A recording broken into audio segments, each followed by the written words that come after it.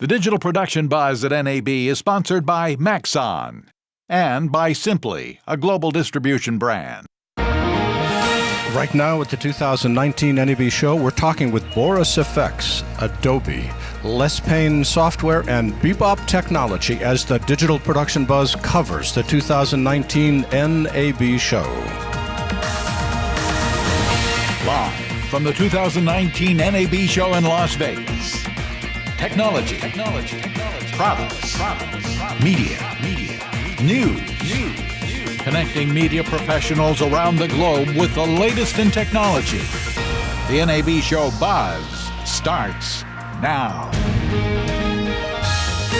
And welcome back. This is day one to the 2019 NAB Show, and we are talking with all kinds of interesting people. And the technology that's available here at the show and the activity at the booths is amazing to watch. And I'm delighted to be able to share some of it with you here on The Buzz. We're starting with Boris Yamnitsky. He is the founder and president of BorisFX, and if you've been in the industry at all, you know how important BorisFX plugins are to all of the creative work that we do. Boris, welcome.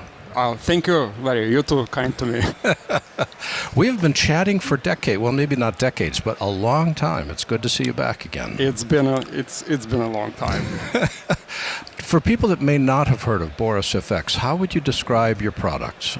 Well, we have a mission of delivering or accelerating the VFX workflows and creation of visual effects in compositing and nonlinear video editing.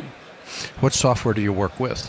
We work with platforms such as Adobe, After Effects, Premiere, DaVinci Resolve, obviously, Avid, and it goes on and on. So what have you got that's new for the show? All right. So starting with Boris Continuum. First of all, we have three main product lines. Which are? Boris Continuum, developed originally at BorisFX many years ago, and very actively being developed. Sapphire, which joined our family about 2 years ago. That used to be Gen Arts. It used to be Gen Arts, yes. And Mocha from the Imagineer Systems, a UK company that is Academy Award-winning tracking and masking software. Okay, so what have you got that's new in Continuum? All right, so starting with Continuum, we're introducing a new Cinema 4D integration engine, which allows us to bring very high quality Cinema 4D models into any platform that we support, starting with After Effects, into Adobe Premiere, Avid, Resolve, and any other platforms that we support. Now, why would we want to do this? I mean, Cinema 4D creates the models. Yeah, Cinema 4D obviously creates the models, but the final compositing and putting the models into the scene and using them in every stage of post-production and every stage of development of media and visual effects is very important because Cinema 4D is never the last step in that process. It's usually the creative step and it's usually the rendering step, but then it's composited into the larger scene. So you're helping us with the composite. So we're not designing anything. We're not designing anything. We're basically using the Cinema 4D models that are already created in Cinema 4D or converted in Cinema 4D from other formats. They may originate in Maya or they may originate in Studio Max. But the key thing is that you want to see these models in their best possible rendering form and shape, including transparent materials, reflections, refractions. It has to be very compelling. It has to be good looking. Plus, it has to render fast. That's the key. It's always like, out of this, take one. Out of all these features, take one. So what we do is we optimize the quality and optimize the look and still provide interactive experience for compositors and editors. Okay, so that's one feature in Continuum. Have you got a second one, or is that the only one? No. It's actually, I'm going to mention a few from each product, but the list is much longer than that. So another Continuum feature that we're showcasing here, and by the way, we're on an agile development and release schedule, so we'll be releasing each product at least twice a year. Twice a year? Yeah, so our next mid-term release for 2019 products will be around beginning of the summer. So another big part of the Continuum release will be the further development of particle illusion. particle illusion is this famous particle system, and it's a motion graphic system, even more than particle systems. You can think about it this way. And it was, again, originated many years ago in the same time frame as Boris Continuum, as a matter of fact. And we have recently, last year, we have rebooted that whole product and put a new user interface on it, improved the quality and improved the speed of rendering of that product. And now we're turning this product into more of a standalone form. In other words, you'll be able to render out movie files out of that interface, something that the old particle illusion was able to do. So it brings back workflows that were available previously. So that's another big feature. Also, we're vastly improving the compositing and chroma keying in Continuum. Continuum has always been very widely used for blue screen work in Avid or in Premiere and in many other environments. And again, we're making that next improvement, next step with spill suppression and other tools that will improve that process. So switching into Sapphire. Sapphire again gets a reboot on the Builder. Those of you who are not familiar with Builder, it's a very unique tool, very unique application which is part of Sapphire, which essentially gives you node-based compositing right within as a plugin. So you may be in Premiere, you may be in Avid, you may be in After Effects, you may be in any environment like this, and then you have node-based interface to apply different filters and effects. Again, we're putting a new user interface on that application, kind of like new skin. Also bringing in host video as a moving video, which we never had before, and further advancing that tool.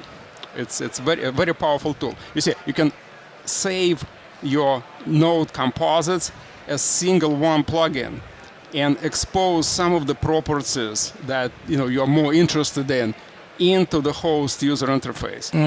So you kind of like it's a plugin creation tool. So it's kind of like a plugin and a plugin.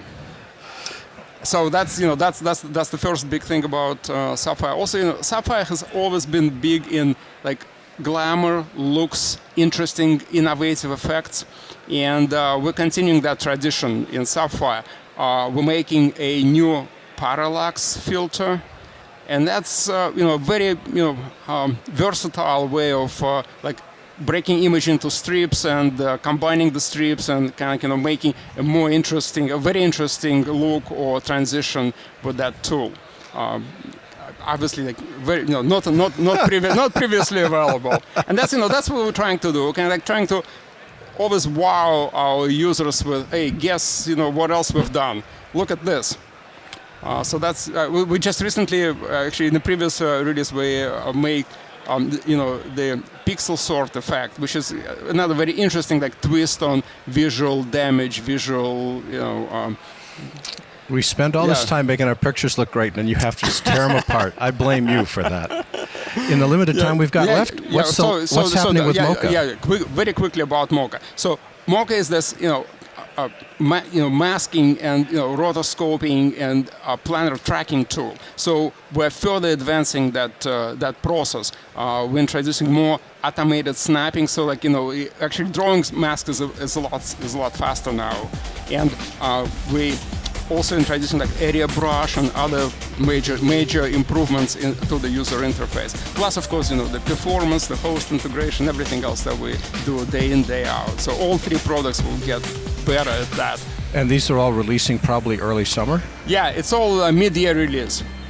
Very cool. For people who want more information about the products that BorisFX has available, where do they go on the web? www.borisfx.com. Be still my heart. I would never have guessed that. That website is all one word, BorisFX, BorisFX.com. And Boris Yamnitsky is the founder and president of BorisFX. Boris, it's been not only fun visiting, but I love playing with your plugins. They're just really fun to work with. I wish you success here at the show. Thank you very much. Same to you.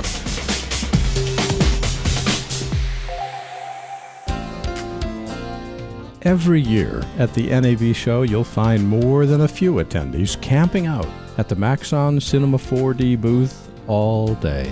Why? because Maxon hosts presentations by the most respected 3D artists in visual effects, motion graphics, and design. This year, there will be 28 unique presentations from 21 different artists. Even if you're not attending NAB, you can watch all the Cinema 4D presentations streaming live at c4dlive.com. And if you register, you'll be entered into a raffle to win from over $20,000 in prizes. Can't watch live? No worries. All presentations will be made available on demand on the Maxon YouTube channel a few weeks after the show. Maxon Cinema 4D. Stop by Maxon's booth at NAB in South Lower 6324 or tune in to the live stream at c4dlive.com. That's C, the number 4, D, live.com.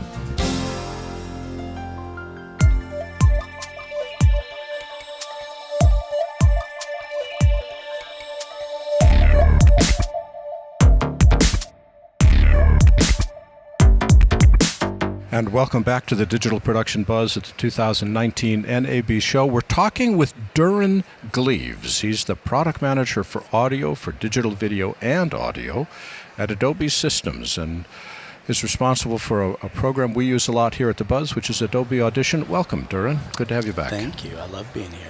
Well, we love having you on because every time you walk in the booth, we have questions for you. I know you do. We just want to have you feel like you're a warm and welcome kind of individual. So tell me what your job is at Adobe. What are you responsible for? My focus is primarily Audition, but audio workflows in Premiere, audio workflows in what we're doing in some of the other applications and some of the services as well.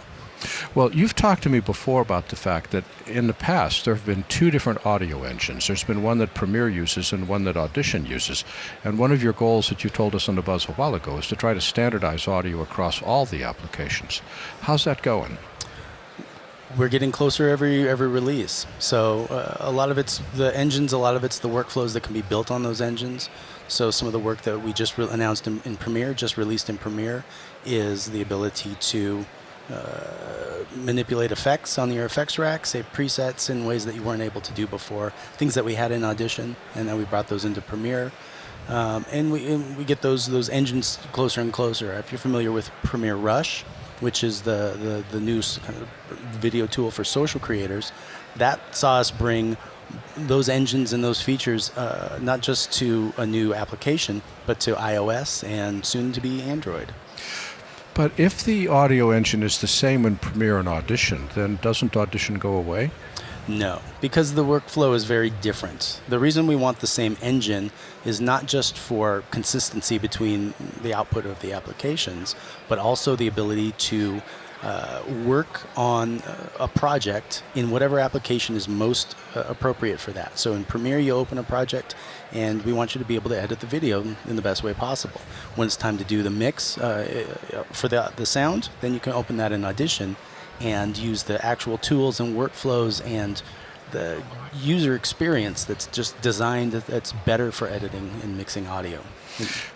Well, now that we understand it, you're responsible for everything we hear that comes out of Adobe. What's some of the new stuff you've announced here at NAB? Well, I'm really excited about the punch and roll recording feature we put into Audition. The what? Punch and roll. Great. Now I'm supposed to hurt people while I'm using my audio application. What's punch and roll? So punch and roll is a recording technique that's common more to long-form recording, narration, audiobooks, voiceovers. And it really just kind of helps when somebody makes a mistake when they're doing these recordings, rather than starting over or doing a lot of editing and cutting in pieces. It just lets them say, I need to start from this section just before where I made the error, listen to a little pre-roll, match the cadence and the diction and the performance, and just be able to flow right into that new recording and then keep on going. So it really helps to keep up a consistent performance from one edit to the next. Can I set a range within which that recording occurs, or once I do the punch, then it's recording, I have to just pick up everything and go to the end? So the punch and roll, the roll part of that is rolling on and just continuing to go. You can always record into a selection, or hit the record button if you want to start and stop a recording during playback. Well, fortunately, neither you nor I make any mistakes in any of the recordings that we do, so I have never actually had to worry about editing in Audition, although I've been told that it's possible. What other new features have you got that relate to audio?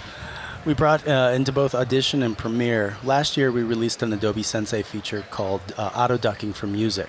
And it was a little bit of machine learning that could identify not just the in and out points of other clips, but the content within them. So you could duck that music behind dialogue, duck it behind sound effects more easily. And that was great for music. But we found what a lot of people were doing where they were taking room tone or they were taking environmental recordings, cafe sounds, whatever, and tagging them as music so they could get the auto ducking, but they were losing all the other features that were specific to ambience. So we brought that same feature into the ambience types for the essential sound panel for those recordings. But why do I need artificial intelligence? I've been puzzling about that because there's either audio in the track or there isn't audio in the track. If there's audio, bring it down the amount that you want, and if there isn't, don't bring it down. Why do I have to do machine learning? Well, how much time do you spend editing those keyframes? How much time do you spend, do you want to spend doing that? That's a lot of that. Oh, no, I'm totally a fan of auto ducking. I don't understand the artificial intelligence aspect The artificial of it. intelligence. Well, is everybody that you work with as much of an expert in production as you are?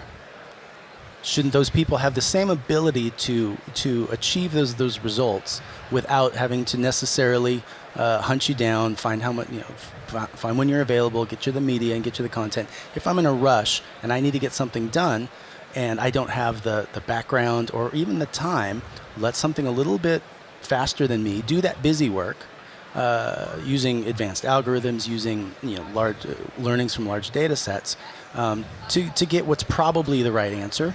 And then I can spend whatever time I want to spend on it on the creative part, maybe adjusting how the approaches are or guiding it a little bit and saying, you know what, I really wanted something more like this. You could still go in and do all of this stuff manually. And nothing we're doing with artificial intelligence or machine learning is just a black box, is a mystery. Everything is done in service of the creator to let them focus more on what matters. And we can also make changes once it's applied those settings, which I've always appreciated. What other stuff that's new that we want to talk about? Well, last year I was here and you asked for 2 little features. I always ask you for features. Fortunately, these were great ones, and we put them up on our user voice site, which is a place for users to make requests and upvote other requests and leave comments, and they were popular. So we got those in there this year. And so they are? Well, the first one was being able to zoom to selected clips and bring those right up into the timeline, exact durations. Another one was a classic feature from Premiere and other applications, not taking your hands away from the keyboard to go to the mouse to move a clip up and down to different tracks. I can use up and down arrow keys. Up and down arrow keys. I've always liked you. Really, I have. I thought that one, I tell you, was driving me the most nuts. Well, I was excited to get that one in there because secretly I've wanted it for a while. But so have you labeled it Larry Jordan's keyboard shortcut? I mean, I want to make sure it's properly attributed. Your people said no. We could. You cost too much for that branding. All right, you're invited back. In the little bit of time we got left, what is it that is most exciting about this release of Audition for you? I like that it's getting us closer and closer to what my vision was, which is one project, everybody gets to edit, there's no interchange, there's no lossy translations. We're just getting so much closer to that kind of holy grail we've been talking about for a little while. It's a lot of work to get there, but we're one step closer, and the roadmap we have for the next couple of releases is just going to put us right within spitting distance. That's very cool. For the people that haven't used Audition, what's a perfect application for it? If they're used to mixing in Premiere, when should they move their project to Audition? Ideally, we have this shared lie called Picture Lock. That's a great time. But the nice thing is that you have some flexibility. We can send stems back to Premiere. We can send mixdowns to Premiere. But you can still open that original in Audition, make additional edits, and then send it back to Premiere when you're done. So it's dynamic. It's a little bit dynamic. That is very cool. For people that want more information about Audition, where can they go on the web? Adobe.com. That's all one word, in case you were wondering, ADOBE, and Durin Gleaves is the product manager for audio, for both digital video and audio. That's for Adobe. And Durin, it is always fun visiting. Thanks for taking your time. You bet. Thanks. I love coming down here. Take care. Thanks.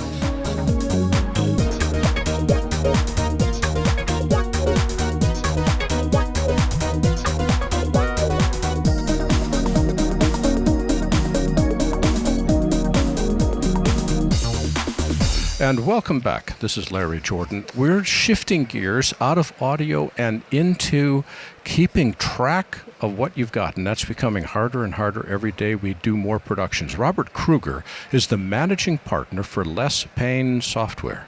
And Robert, thanks for joining us today. Thanks for having me back. You know, you guys have created a wonderful program called Kyno, but you. people may not have heard of what Kyno does. Can you describe it, please? Yeah, one way how I describe it often is that if you imagine someone had designed a tool like Finder or Windows Explorer exactly targeted at video professionals. It's a media file browser that includes all the tools that you need between camera and edit, and which we're definitely going to talk about today, and also distribution and delivery. Kyno is more than just simply being able to find a file, however. What more can we do inside it than simply locate a file? I mean, first of all, the locating a file in a massive folder structure on a production drive is a big deal for a lot of our customers. But then you can do logging. We have an extensive metadata panel that lets you really, really quickly add markers, add metadata on location, so you don't lose that information later in the production chain. You can transcode in the transcoder that includes all the features that you need, but not the other ones, so it's very, very easy to use. And lots of other utilities that kill pain points, batch renaming. You have NLE integration with all of the big NLEs. So, yeah. So tell me what's new. Well, right now we're in between releases, basically. 1.6 was... Which just came out a couple of weeks ago. Yeah, just a couple of weeks ago. So I would like to go back to 1.6 because there were some big ones in there as well.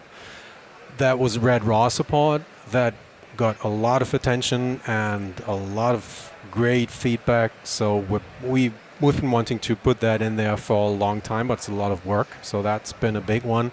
Then offloading, that's checksum verified copy of your camera media, which was a natural thing to put into Kyno, and we've planned to do that much earlier, but you know, software development doesn't always work like you want. And another thing that was one of my favorites in 1.6 is metadata export and import and merging, because lots of times people actually work on different copies of the same footage. Say you have a production assistant or the director taking home a removable drive with all your rushes and doing some edits, or rather adding metadata markers and everything, and then you need to get that metadata back onto the same footage on the production drive, and that's really a 3-click thing now.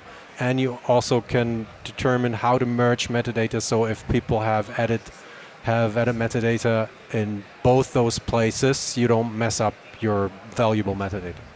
And what's coming now with 1.7, which is actually scheduled for the coming, I would say, 3 to 4 weeks, is Wait a minute. You just did 1.6 a couple of weeks ago, and now you're doing 1.7 about 2 weeks after it? It's crazy, but we had to, because there are some things that were forced upon us, luckily.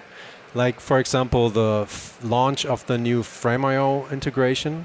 Just this morning, Frame.io did a big press release on opening up their API to selected partners, and we are on that list. We have a really, really great contribution workflow, which can be used for dailies or for news contributions or fast-paced social media productions. From within Kyno, you can now pre-select your footage. You can automatically have it transcoded before upload. You can massively reduce your takes by just sending the subclips and the codec that you want, together with metadata that then ends up as Frame.io metadata. And it's really smooth. We're going to present it on Wednesday morning on the Frame.io stage. So that was a big one. Another thing that often, because it's not such a sexy feature, but really vital, that gets overlooked as LTO, or rather long-term storage archiving. We're partnering with Archiware, that was announced last week, and we have brought an Archiware integration with Kyno to NAB. So you can have your full workflow from offloading camera media to long-term storage from within Kyno, and the ease that you know from using Kyno. Does the ArchiWare implementation require both a Kyno license and an ArchiWare license, or do you talk to Kyno without having an ArchiWare license?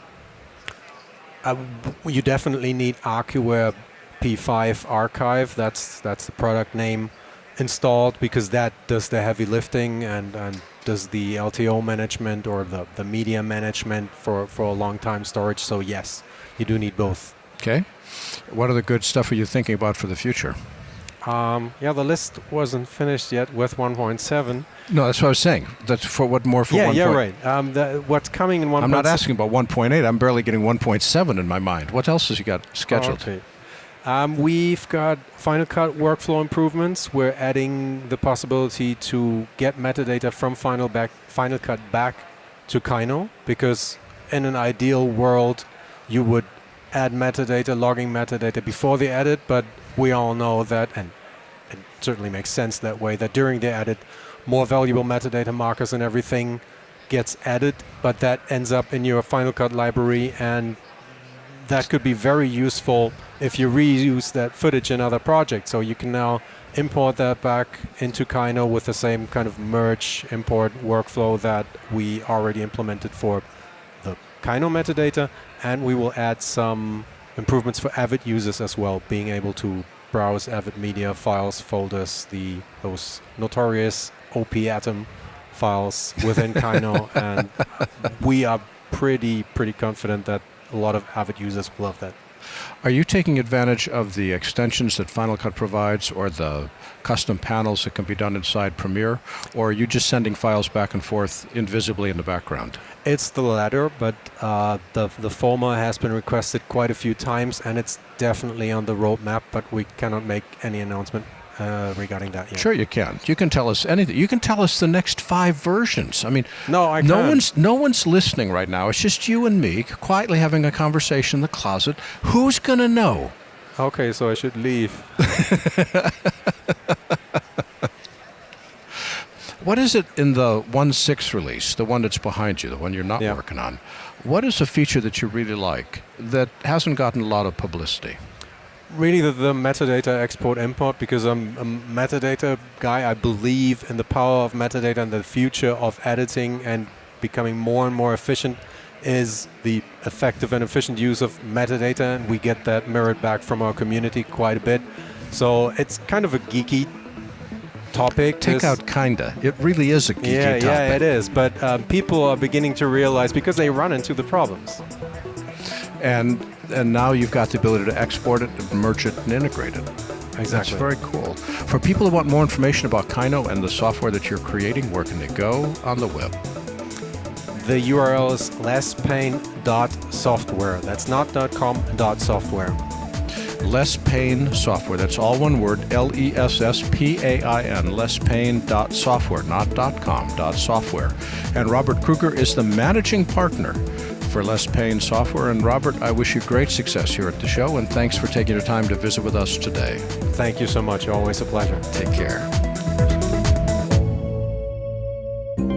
I want to introduce you to Simply Workspace. Powered by StoreNext 6, this new storage technology is the answer to how smaller post and in-house creatives can work simultaneously on high-resolution content without the hassle of big facility infrastructure. All your content is stored in one place. There's no moving and no copying files. Just plug in your Macs, PCs, or Linux workstations using a Thunderbolt cable and get to work. Simply Workspace is a professional-grade storage network. Starting at $10,995 for a 24-terabyte RAID system supporting 4 simultaneous Mac users. You can grow capacity and users as you need, up to 288 terabytes and 8 simultaneous users. No rack storage, no fiber channel, just the speed and ease you need. It's called Simply Workspace. That's SYMPLY, Simply Workspace. Learn more at gosimply.com.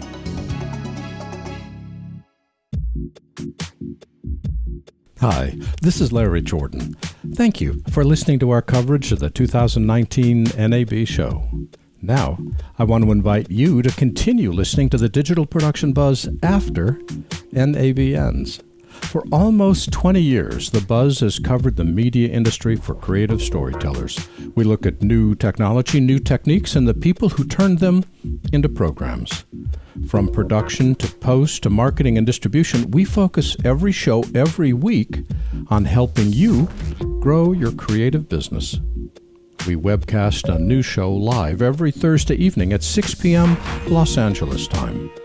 Then make it available for download on iTunes, Spotify, Libsyn, and thedigitalproductionbuzz.com. Join the Buzz family and discover what the future of media holds while you still have time to plan for it.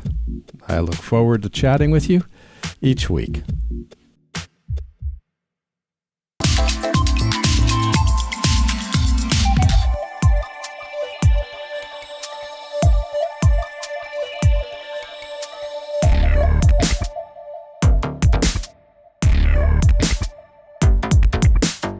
A company that's been making a lot of noise here at NAB is called BeBop Technology. We talked about them earlier today when we had Avid on and David Colantuoni.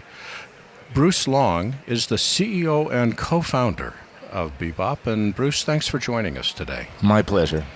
So first, for people that may not have heard of what BeBop is, tell us what the company does. BeBop virtualizes the creative pipeline.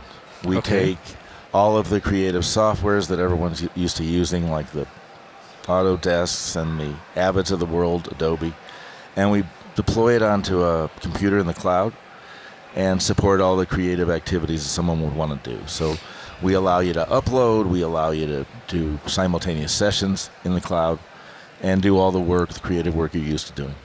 Now, why would we want to move it to the cloud? Why not just keep it local?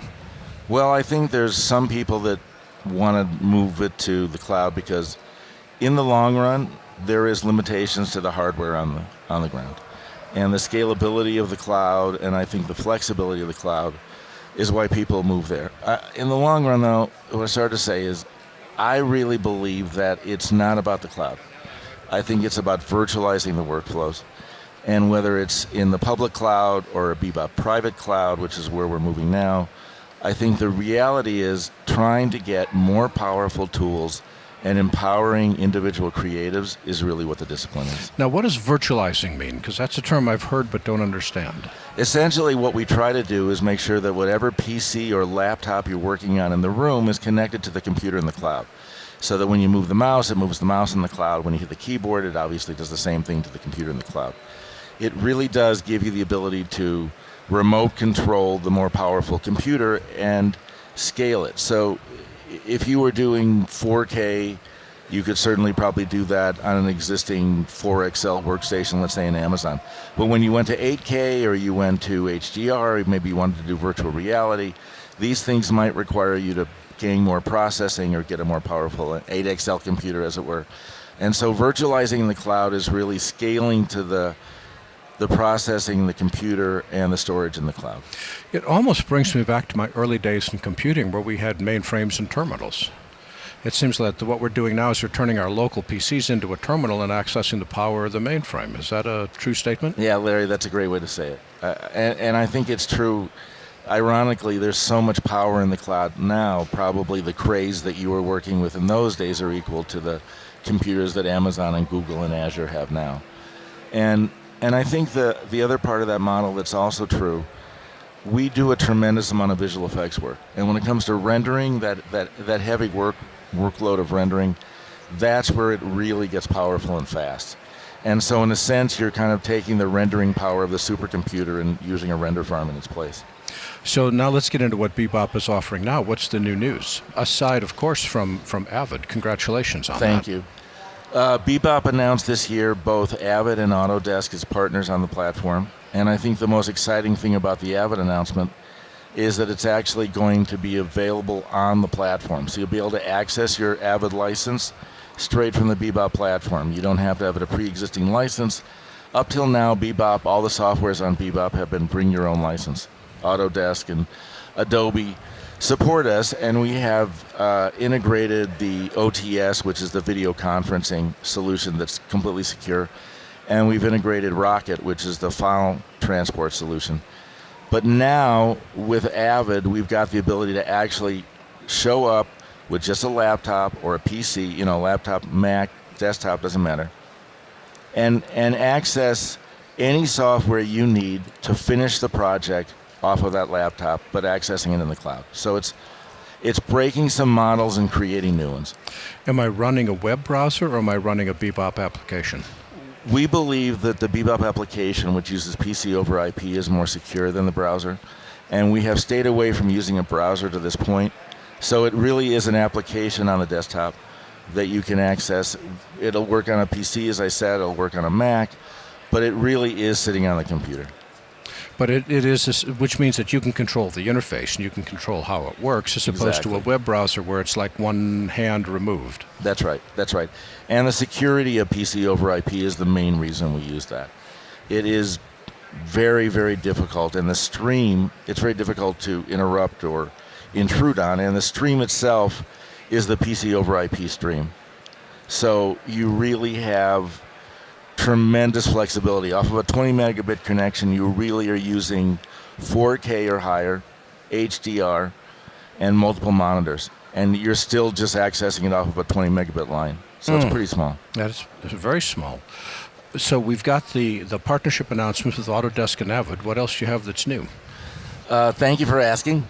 I think one of the challenges that I've observed in BeBop is the ability to meet multiple price points. And certainly our partners at the cloud have done an amazing job at deploying incredibly powerful computers all over the place.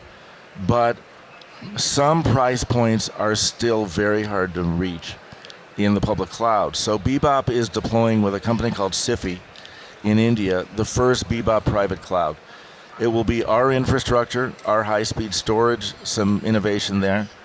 And we are working hard to really begin to innovate a lower price point and make it even more affordable. It's not going to be for everyone. I think that there are certain customers, Technicolor and Deluxe among them, and a lot of production companies that are still sending some of their work to India. And so that was a natural place for BeBop to start. And we're in advanced conversations to deploy a private cloud here in the United States, actually in Los Angeles, in the next 90 days. So I would look for that announcement probably in about a month. Very cool. Well, in the limited amount of time we have left, is there anything else new that you want to talk about? I think the one thing I would add is that BeBop is now transitioning from working mainly with companies like, just trying to think of Stars or Vice Media, any one of those companies. We're now really getting down to working with individual editors, individual colorists, individual visual effects artists, individual animators. And I see a deconstruction of the overall model. Growing up in post-production facilities the way I did, it is so exciting for me to see my friends who are wonderful artists begin to look at different lifestyles where they're going to move outside of Los Angeles. One of them's going to move to Maine. And he wants to make sure that he can do his color correction and he can do editing and all the things he's always done, but from that remote location. And BeBop allows him to keep his relationships with his creative partners and do that work remotely. And that is really disruptive in an exciting, powerful way for the creatives. But the limitation is bandwidth going up and coming down, and we need to look at that as relatively 20 megabits is really the boundary of where this works and where it doesn't. Yeah, that's right. It's about the same as a hotspot on your phone, and I think we'll probably get that bandwidth down a little when it comes to HD and 4K. But when we get to higher resolution like 8K, we'll probably move up to 50 megabits. Yeah, probably. Bruce, for people that want more information about what BeBop offers, where can they go on the web? That's BeBopTechnology.com. That's all one word, BeBop. That's BeBopTechnology.com. And Bruce Long is the co-founder and CEO of BeBop Technology. Bruce, thanks for joining us today. Thank you so much, Larry. Take care. I want to thank our guests today, Boris Yamnitsky with BorisFX, Durin Gleaves with Adobe, Robert Krüger with Lesspain Software, and Bruce Long with BeBop Technology. Our senior producer is Debbie Price. Our show producer, Paulina Borowski. Transcripts are provided by Simon Says. My name is Larry Jordan, and thanks for listening to the Digital Production Buzz at the 2019 NAB Show.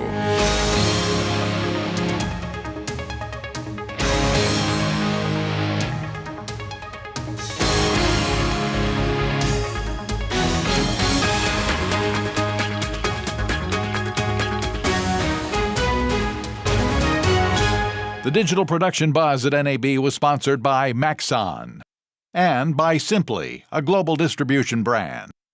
The Digital Production Buzz at NAB is copyright 2019 by Thalo LLC.